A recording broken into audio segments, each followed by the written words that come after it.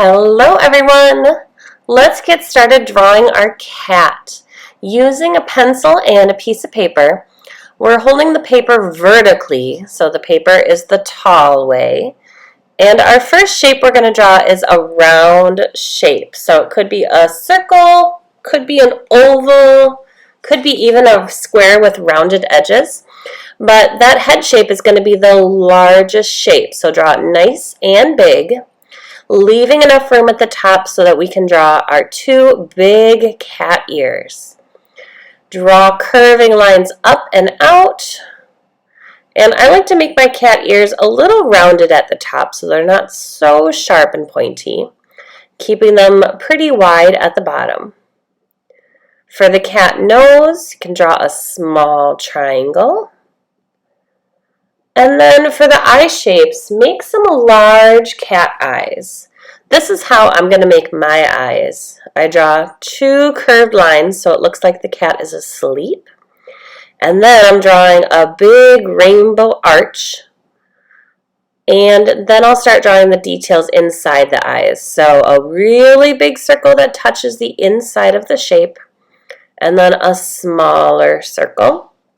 You can even add even smaller circles if you want your eyes to have that eye shine.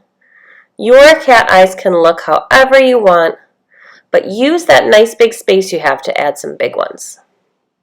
Let's draw the cat cheeks. So we're making a C-shaped line coming out from the nose, another on the other side.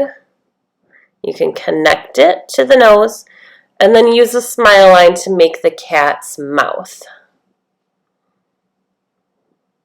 Draw in some long whiskers. They go out past the head. I'm just going to do 3 for each side. For the next part, you can add another ear shape inside the ear to give it a detail. And add in a very simple body, so just 2 curved lines to give the cat's body. An S curve for the tail. And come around and match it so that the tail is thick. We're not drawing paws or toes for this. If you want to, inspired by our artist, Frida Kahlo, you could give the cat a flower crown just by using some simple rounded shapes. And then you could add some kind of leaf-like pointy shapes here. Other options, if you wanted to give your cat an actual crown, you could do that, or a funny little hat. Any of those things is just fine. Personalize your cat so it looks nice. I'm going to add just a little swirl detail inside some of these bigger flowers, just to give them a little bit more shape.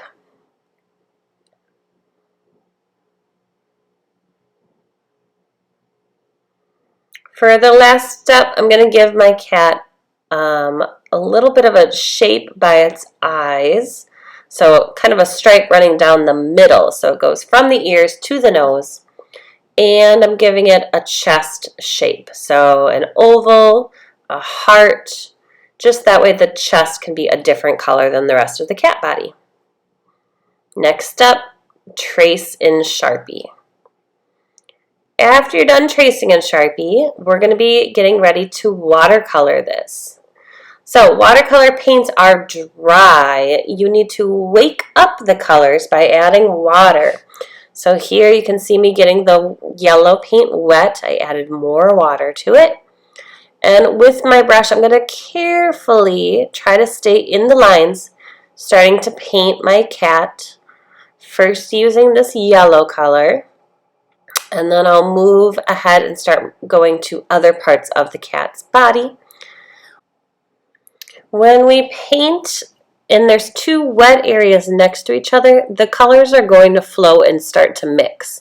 So that's why I'm trying to hop around a little bit so that my colors don't get super blended. When you are done painting your cat, the last thing is to paint the background with a bigger brush.